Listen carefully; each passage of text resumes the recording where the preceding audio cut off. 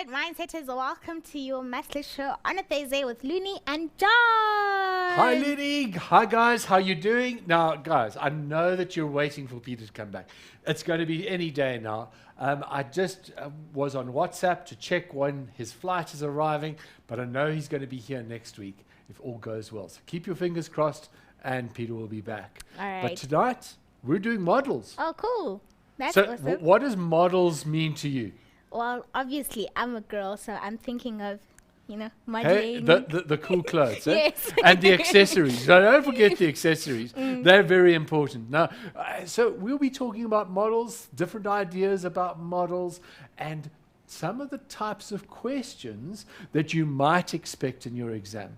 Now, Looney, I don't know if you know, but the learners in Gauteng wrote paper 1 today for Maths Lit and for Maths. I hope it's gone really well. Don't give up. Don't be disappointed. Maths paper 2 and Maths Lit paper 2 is coming up. I think it's on Monday or so. So make sure that you study hard. Take in a little bit of what we're going to do, because some of the questions we're going to do come from previous exam papers and they revise some important questions.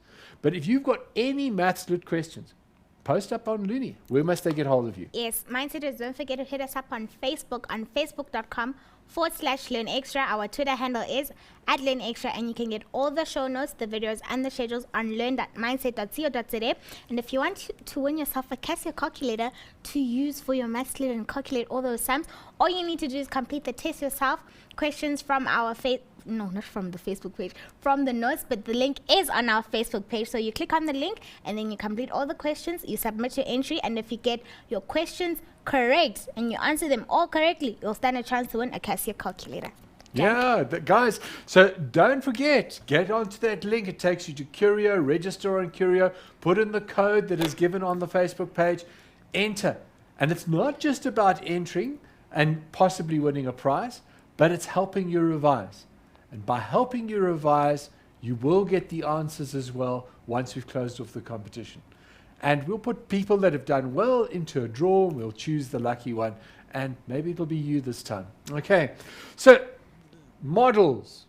It's a section in the curriculum that is a little bit new. And what we're going to do tonight is we're going to investigate how to use models to solve practical problems. Now, models come in different shapes and sizes. They're not all skinny and they don't all walk with nice clothes on. But models are practical tools that we use all around us. Different people use them, and we'll be talking about that a little bit.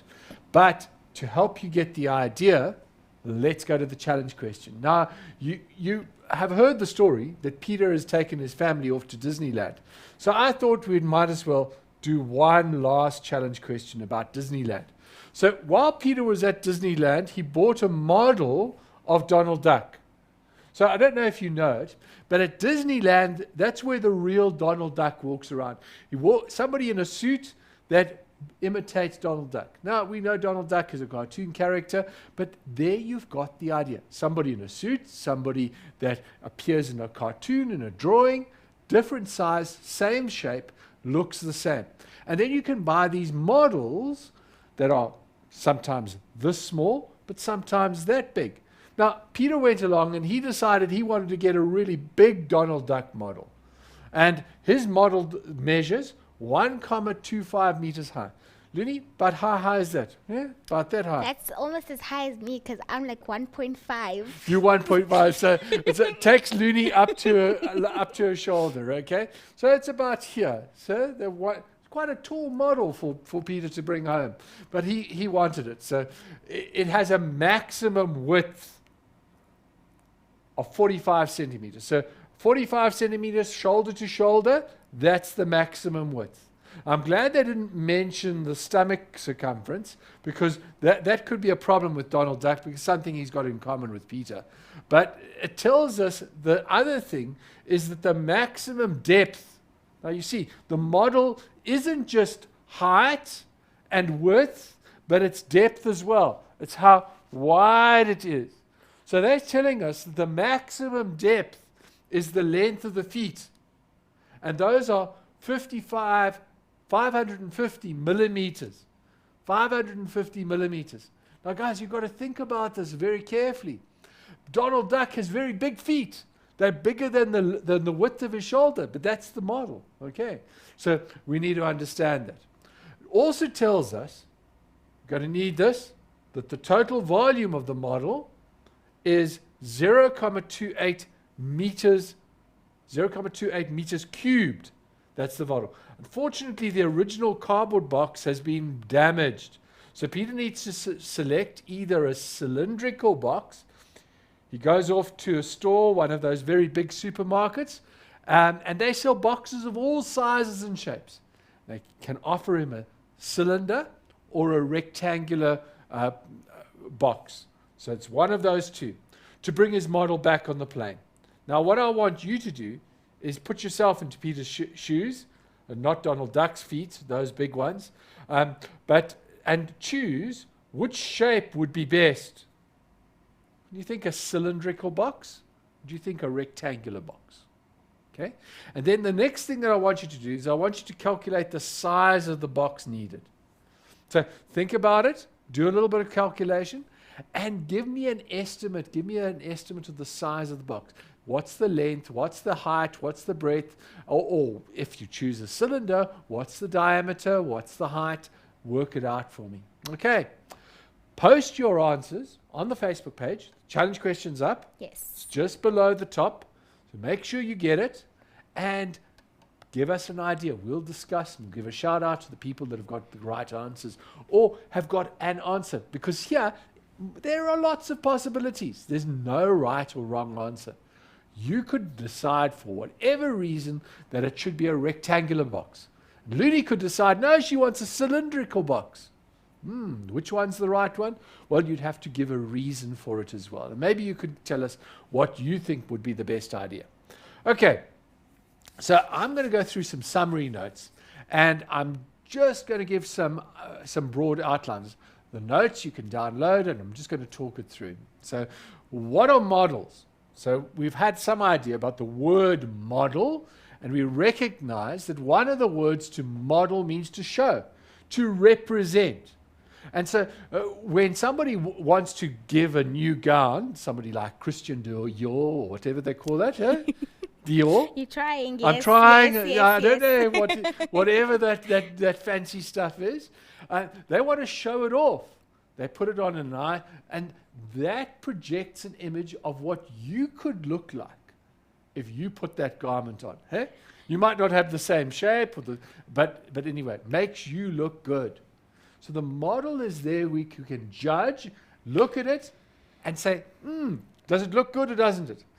Look at some of those outfits, and I think, I'd never want to be seen alive in those. I'm not going to buy those.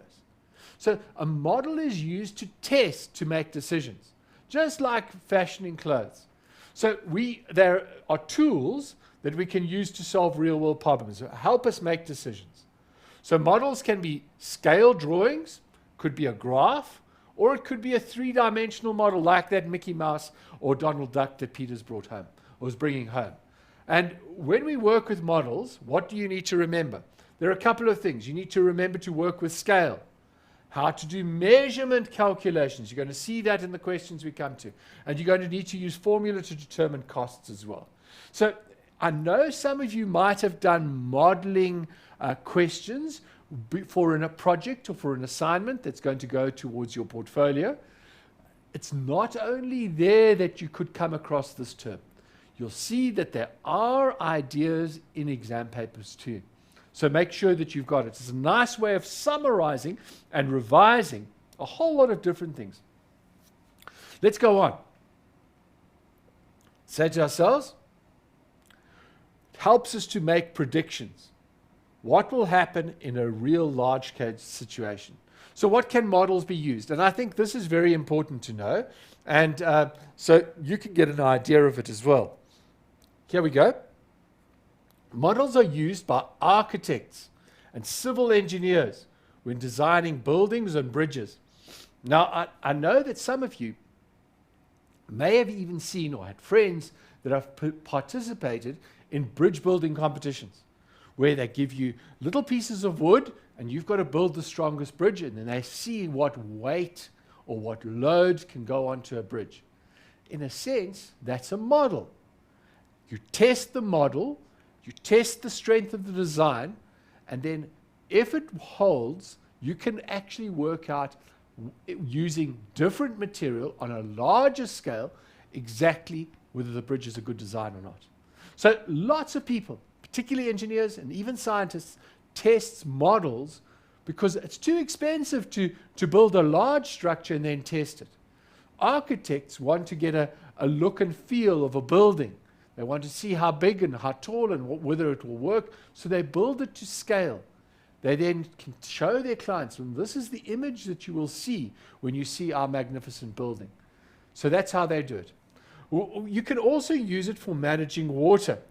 A couple of weeks ago, Looney, do you remember? We had the water game. Yeah, yes. The water game. And there was a great response to that. I don't know if you've had a chance to play the water game, but South African Water Game Challenge 2014 used a hydrological model. That means a computer program. Every decision you made about the environment, the computer took that data and projected what would happen if you'd made those choices. That's a computer model. Okay. And lots of fields of business use computer models to predict the economy, what's going to change. If you do this, you do that. You even for buying and selling shares, people have models about what should happen. We don't necessarily be examined on those in our final exam, but just so that you know about it. So designers and researchers, they make and test prototypes, which are small objects or small designs that can be fully tested. They put them into wind tunnels. They put them under stress. They put them into all sorts of situations. They make them do the job that they're supposed to do just on a very small scale. And then they scale them up. And they can see whether it's going to help them make a profit for the company. Right, what else can we say? A flight simulator. I don't know. Lenny, have you played flight simulator? Computer game? Oh, you fly an aeroplane, even though you're not a pilot. So computers have become a big thing in modeling, where you can simulate what happens in the real world. So you could be the pilot of a 777 and see what happens to the control. You can do all sorts of things in these computer programs. And we know that even real pilots, they train on flight simulators. So they can be tested to say, what's happening if the engine goes out? What happens if a part of the tail cracks?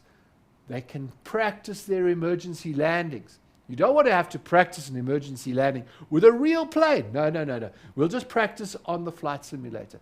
These are all models. So I hope you get the idea of what models are. So what practical problems can we solve? And particularly here in a Maths Lit scenario, what are some of the things that we need to think about? The first one, quite simple, is packing things into a box. Now, maybe you haven't thought about it, but there are in fact different ways of packing things into a box. You could take, if you've got cereal boxes and you want to put those into a supermarket, you don't just want to have individual, you put them together, you wrap them up, and you put them into a big box or container, and then that gets shipped. Now, what's the best size box to have for your cereal? Well, that's usually not too difficult to work out. We can do all sorts of calculations with that because they're nice and regular in shape. But what about like those special packets of things that come in cylinders? You know, those potato chips that are around. They come in those cylinder tubes. How do you pack those? You don't behave because they're quite awkward. They roll all over the place, don't they? So we need to think about that. And then I wanted to just show you one other thing, is that we can also talk about packing material. Now, Looney, the laptop that you've got over there came in this box. And look at what it had inside it. It had this stuff to keep it from falling apart and getting bumped and knocked. And it had some cardboard stuff, and it had some paper that was or plastic that was wrapped around. So to make sure that computer that Looney's working at fitted in nicely, they had all this packing material, and then they put it into this box. And they kept it, even though it get bumped around and it got moved around in different big containers, It was still safe and it was still working and it wasn't cracked or broken. Okay, so these are the type of things that we model when we look at computer models and we look at this section of modeling. Here's another practical one, and maybe you had the chance to do it. How to arrange furniture in a room. There's an interesting one. Maybe you're having some guests for a big function. Should you use round tables or square tables? Interesting ideas there. And then just simply something that we all might have to do at some stage, designing or remodeling a house, a simple house. You could get asked all sorts of questions about the models that you do. If you have the rooms bigger or smaller, how much tile, how much money could you do, all of that. That's what this section's about. Now, after the break, we're going to solve some interesting problems using models. So I'm going to hand it back to Looney and hope you enjoy the break. All right, Mindsetters, don't go anywhere. We'll see you straight after this.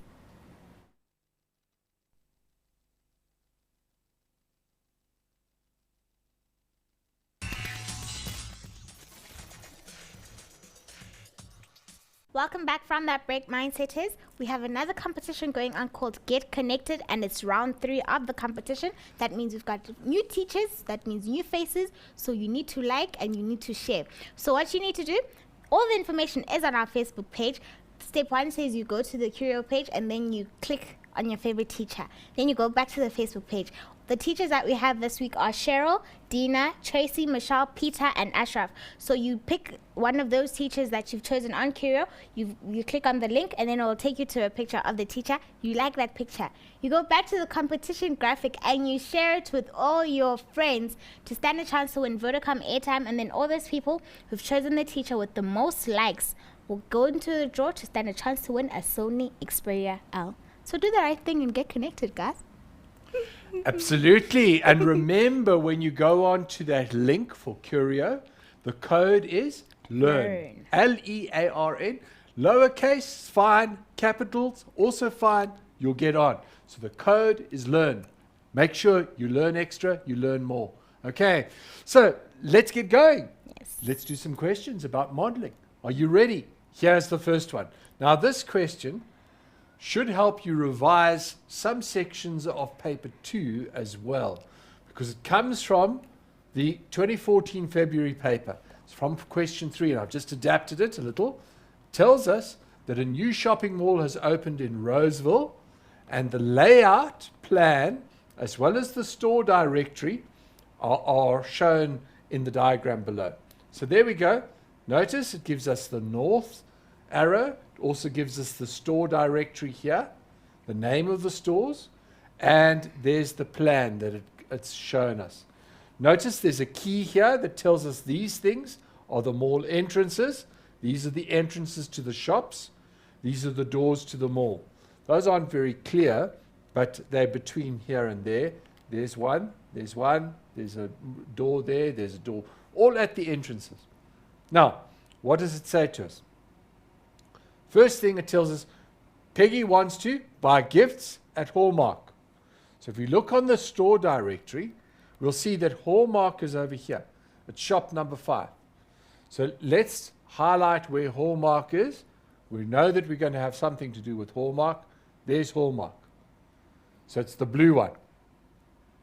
Describe the route she has to take from Cafe Teen to walk to Hallmark. So have a look here. How are we going to do it? She's in Cafe Teen. We need to describe the route. So I'm going to draw it and describe it as I go. So if she's inside the Cafe Teen, the first thing is she's going to go to the entrance. She's then going to turn to her left. Is that right? Make sure you know the left from the right. Your left, your right. Make sure you've got it correct. And so she walks past out of the store. She turns left. So the first thing, she must turn left. And then when she comes to the end of the shop, she must walk towards the fountain. So she heads in a north direction. She turns left and walks north. Walks north towards the fountain.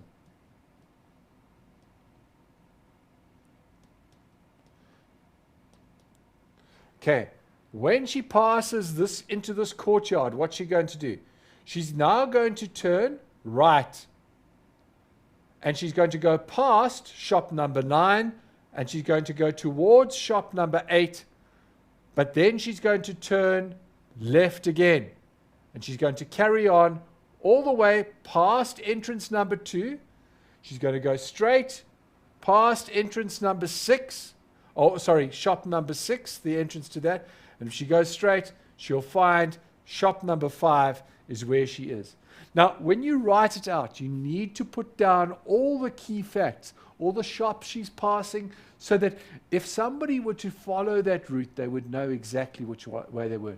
You can put it in bullet points. Each step, do this, go that far, go this way, go that way, and put the highlights in.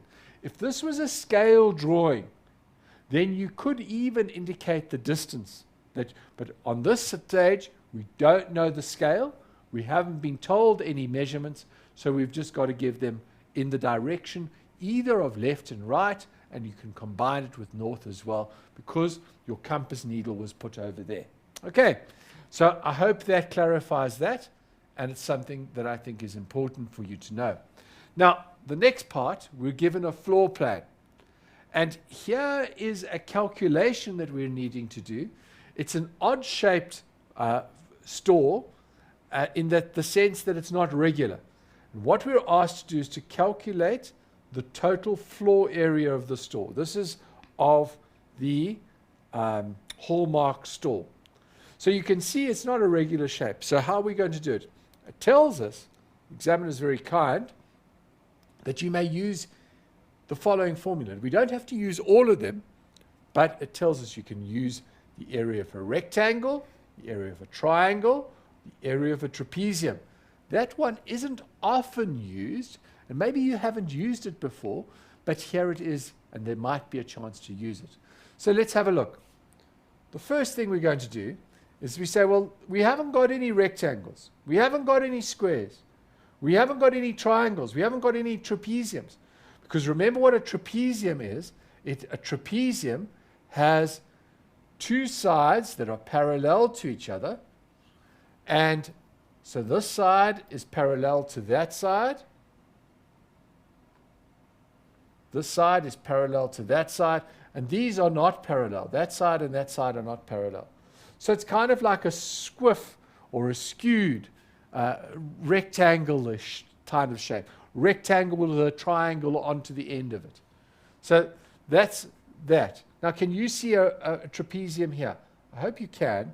If I draw a line across there like that, I hope you can see that that section at the bottom is a trapezium.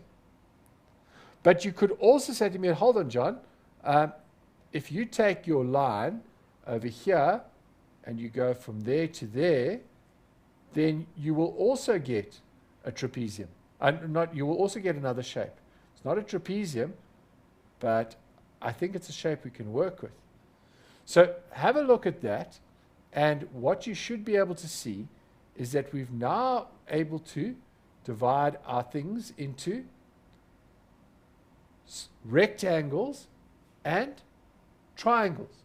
So you've got, look here, you've got one rectangle, two rectangles, and number 3 is the triangle.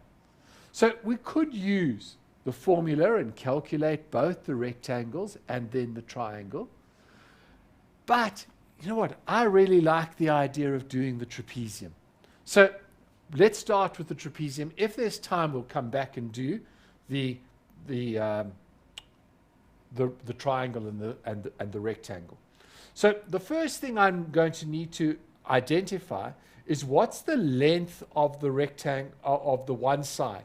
Well, we've been told the length of 1 is 13,9, because the green line is the same length as the one that's parallel to it, the one up there, 13,9.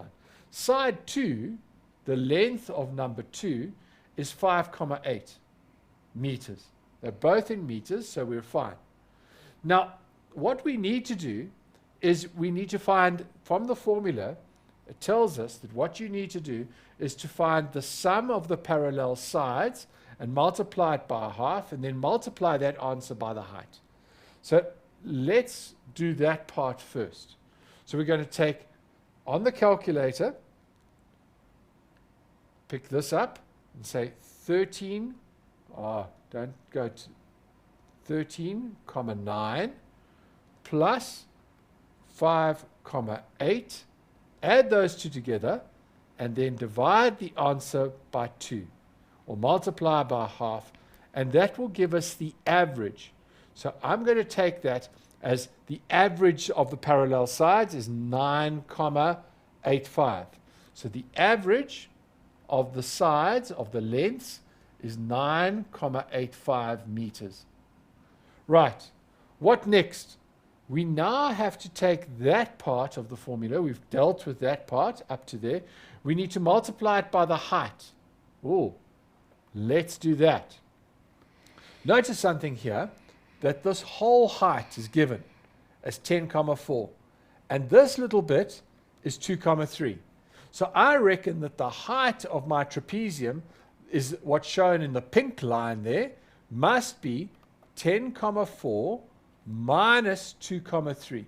Now, even though it looks easy, I'm not going to do it in my head. I'm going to use a calculator. So I'm going to say to myself, 10,4 minus 2,3. Don't make a silly mistake and get it wrong. We say that's 8,1. So the height is going to be equal to 8,1. And what do we now have to do to get the area? That's what we want, the total area. We want to take 8,1 and multiply it by the average length, which was 9,85. Multiply that together and we get the area as being 79,785. Round it off to 79,79. So the area is equal to 79,79 meters squared. Don't forget to put the units in. And obviously, I didn't set it out because I was just working next to the diagram. Didn't set it out as neatly as I could. You could do some rough working. But when you get your once you put your final answer, scratch out all that rough working. Just put a line through it and then set it out neatly. So you're going to put in the area of the trapezium. And I'm glad I did think before I finished. You're going to write down area of the trapezium. And you put down the formulas is equal to half the length L1 plus L2 times H, all the words they've given you. You substitute in, and I'm not going to redo it, and that will give you the area of the trapezium. Now, what did they say? The total floor plan. So we've just calculated the area of the trapezium. Remember where the trapezium is? It's this bit here. It's parts 2 and 3. We've still got to calculate part 1. So now let's do part 1, which is the area of the rectangle. And I'll set it out nicely for you. The area of the rectangle is equal to the length times the breadth. And what was the length? Look here again on the diagram. The length of the rectangle, 13,8. And the height, or the breadth, 2,3. 13,9 times 2,3, which was the breadth. Let's put that together into our calculator and get the calculator up. We mustn't forget 79,79. Let's put it in. 13,9 times 2,3. Let's see what that gives us. That gives us an area of 31,97. 31,97 meters squared. Check the meters are all in meters. Now, guys, therefore, the total area area of the shop is equal to the area of the trapezium. It's the trapezium plus the rectangle, which is going to give us trapezium 79,79 plus 31,97. And let's do that on the calculator. We're going to say plus 79,79 equals, my final answer is 111,76, 111,76 meters squared. And there we've got it. We've set it out, we've thought it through, and we've got the right answer.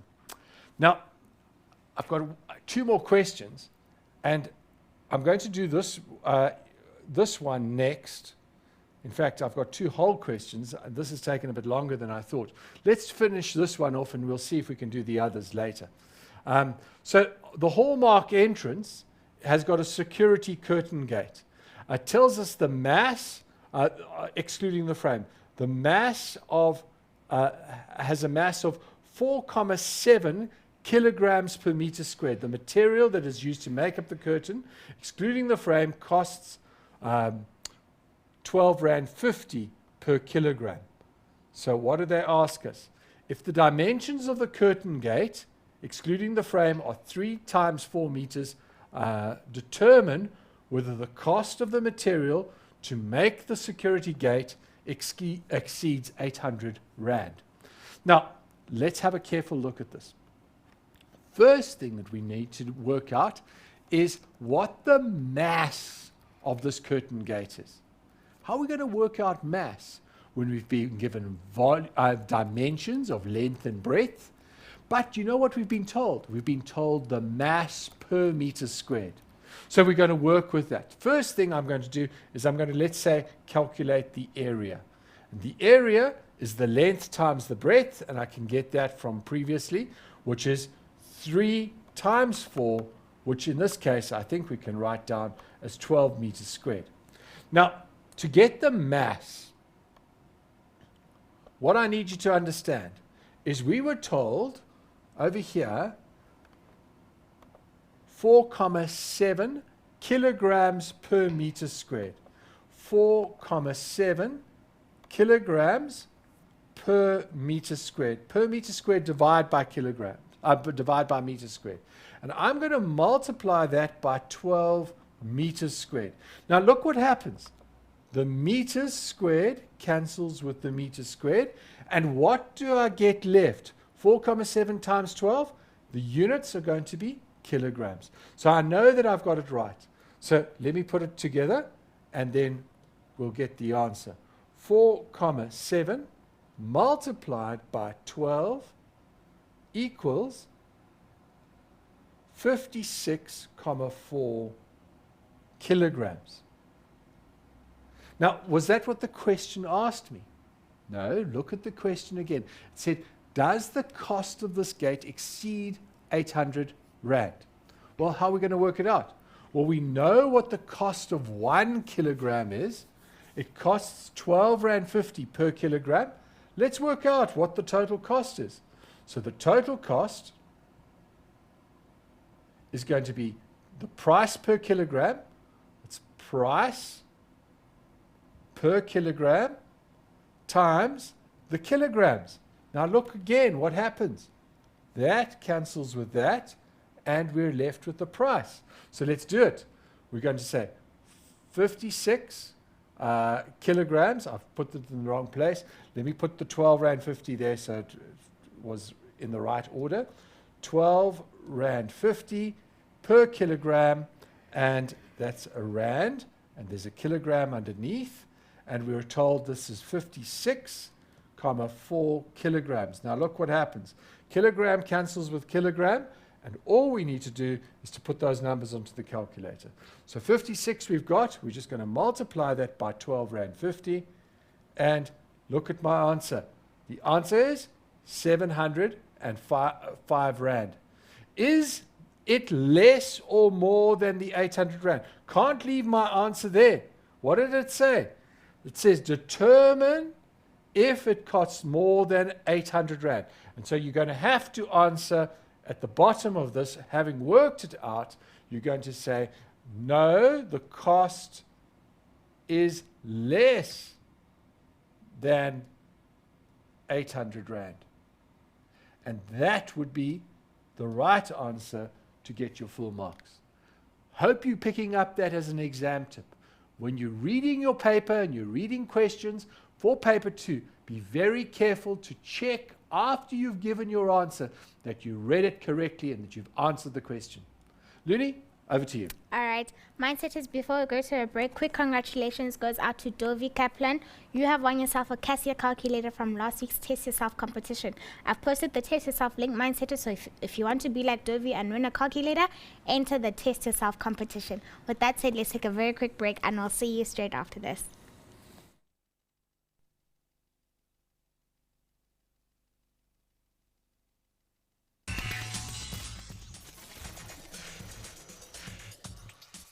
Welcome back, Mindsetters, from that break. John? Thank you so much, Looney. I hope you enjoyed it, and we're ready to get going. So before we get to the challenge question, which we're going to do, I see that some people have posted an answer of recognizing that they would prefer a cylinder to a rectangular box in the challenge question. But, Looney, what do you think? Remember, you're going to have to carry this on the plane, or it's going to have to go in the luggage. Cylinder or rectangle? What do you think? Rectangle. It's not going to move around so much, is it? Eh? Cylinder would Roll all over, yeah. could get damaged. Okay, just think about that. It might be easier one way or the other. You have to give an answer. Okay, but before we get to that, let's do some more modeling. And let's take a look at question 2 quickly. I'm not going to do all the working, but I want to just do some of it. And I really want to do question 3 as well. So let's fly through this and see. Gail makes pencil holders as gifts, and she can personalize them. There's the type of Mr. Khan decides that he wants to use these pencil holders for end-of-year gifts. He wants to order 46 pencil holders for the staff at his school. So the cylinder, a pencil holder, has a diameter of 10 centimeters and a height of 15 centimeters. The first question is, how should Gail pack these pencil holders? Now, she's got to put in 46 of them. So how is she going to pack them?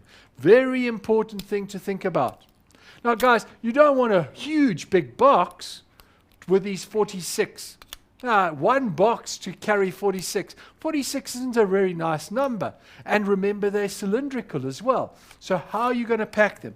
Here's what I think a possible solution will be. If we take 40, and we recognize that if you divide 8 into 40, you get 5.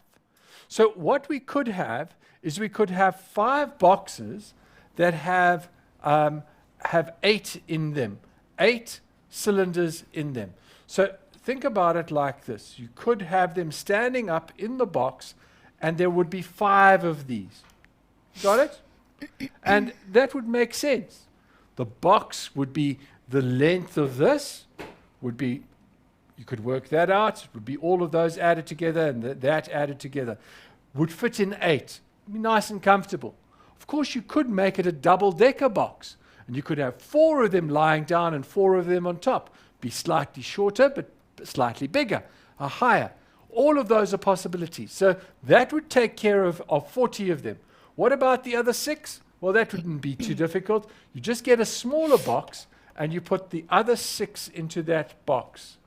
Okay? So there we got the 6, and we are going to take 6 into that box like that. And there you've got your 46. Now, guys, there are numerous solutions. That's just one suggestion. But if you show your working and you sketch it and you put it together and you give your reasoning, there's no reason why you won't get the full marks.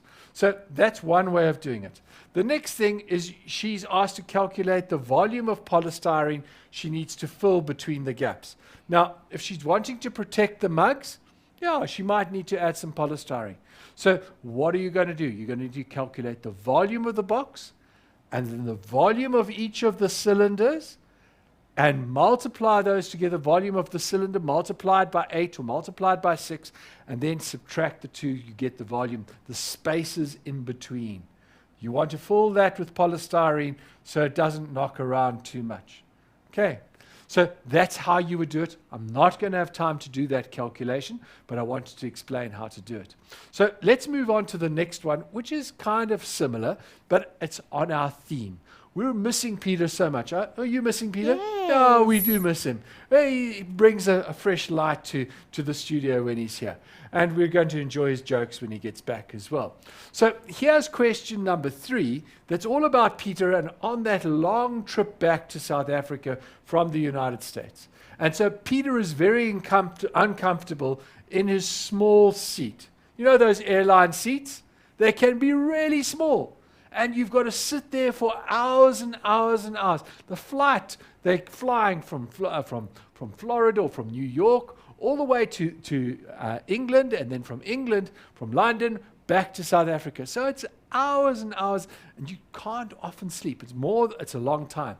So he can't sleep. So he takes because he can't sleep, he takes some measurements of the airplane he's flying on, typical of a maths lit teacher, probably looking for an exam question, and he starts to do some thinking about the design of the seating arrangements.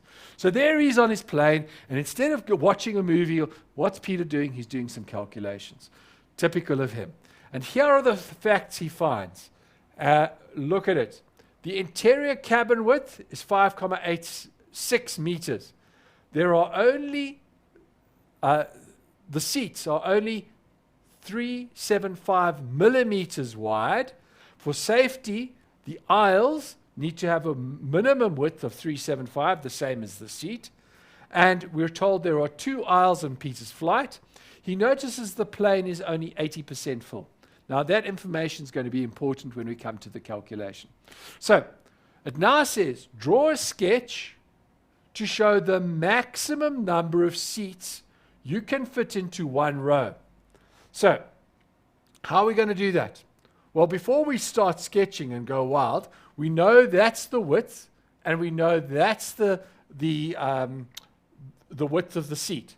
So I guess we need to convert to the same unit. So we're going to say 4.86 meters is the total width. That's the total width. What's the seat width? 375 millimeters. To convert to meters, I'm going to divide by 1,000. So that's 0.375 meters. I want to know how many of these things fit into that distance. So what I'm going to do is I'm going to take the calculator. I'm going to clear the calculator so you can see, and I'm going to say 5.86 divided by 0.375. Check it. Yes, that's right. How many times will it go in? Now, it tells us it's 15.62. So that means that we can fit 15 whole units, and there's some leftover space. So we can fit 15 altogether. So 15 whole units. But guys, can we just put seat, seat, seat, seat? No, we need an aisle. And there were 2 aisles on the flight that Peter was on. So let's keep the 2 aisles. So if we take away 2 from that, that gives us 13 seats. 13 seats will fit into that space. So we've now got 13 with 2 aisles, plus 2 aisles. Okay, so how can we fit 13 into a row? Well, I suppose we could do, that's what they were asking, a sketch. 1, 2, 3, 4. That gives me 9 left. Let's have 6 in the middle. 1, 2, 3, 4, 5, and a 6. And then on this side, I'd be left with 1, 2, 3. So on this side, I've got a configuration of 4 plus 6 plus 3. Now, if you think about it, it does kind of make sense, because somebody coming down the aisle that's going to serve food can serve 3 people that way, 3 people that way. On this side, they're going to serve 3 people that way, and 4 people that way. This one's a little bit clumsy. Not so good. Maybe you could have had 3, 7, 3. That would also work. But to serve that person in the middle, passing the food along, maybe not the best idea. Notice that the aisles here would be wider because it was 15,06. But that's the configuration that we've got. Hope you can see that packing arrangement. Now, what's the next part of the question? Let's go on, because Peter's not finished. Because he's very uncomfortable in his very small seat. And you can understand, for somebody like Peter, you need a bigger seat, a wider seat. So he would like a seat that is 46,2 centimeters. So the question is, how many of these seats could you fit into one row? So we're going to apply the same thinking, and we're going to say, remember our interior of the cabin, 5,86.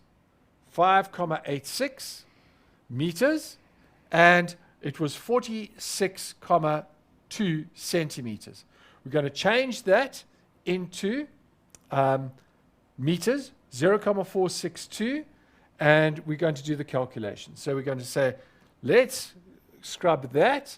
We're going to say 5,86 divided by 0,462 equals, how many is it going to be? Well, there you go, 12,68.